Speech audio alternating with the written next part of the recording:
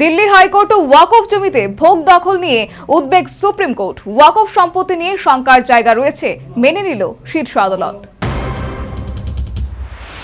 ওয়াকফ সংশোধনী আইন মুসলিম স্বার্থ বিরোধী এই অভিযোগ তুলে বড়সড় আন্দোলনের পথে হেঁটেছে মুসলিম সম্প্রদায়ের একটা অংশ।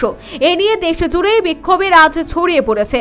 নয়া ওয়াকফ আইনের বিরোধিতার জল গড়িয়েছে সুপ্রিম কোর্টে। বুধবার সেই মামলার শুনানি ছিল। যুক্তি পাল্টা যুক্তির মাঝেই বড়সড় উদ্বেগের কথা শোনালেন খোদ প্রধান বিচারপতি সঞ্জীব খান্না।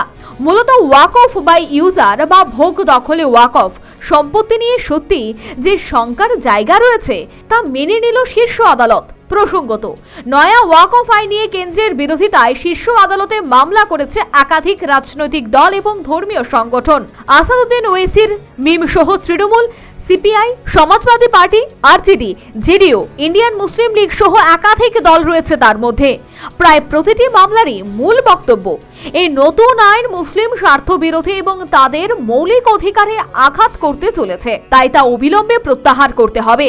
এদিন ওয়াকফ আইনের বিরোধিতায় মামলাকারীদের আইনজীবী কপিল সিব্বল এবং অভিষেক মনু সিংভির একাধিক যুক্তি খণ্ডন করেন প্রধান বিচারপতির বেঞ্চ। এজলাসে মামলাকারীদের কৌশলী সিংভি বলেন, নতুন আইনে ওয়াকফ বা ইউজার বিলুপ্ত করা হয়েছে। এর ফলে বহু সম্পত্তি বেদখল হয়ে যেতে পারে। তাকে মাঝপথেই থামিয়ে দেন প্রধান বিচারপতি। বিচারপতি খান্না বলেন, যদিও আপনার বক্তব্য মাঝপথে থামাতে চাই না, কিন্তু বিষয়টি নিয়ে যে উদ্বেগ রয়েছে তা সত্যি। আমরা শুনলাম দিল্লি হাইকোর্টেও নাকি ওয়াকফের জমিতে তৈরি।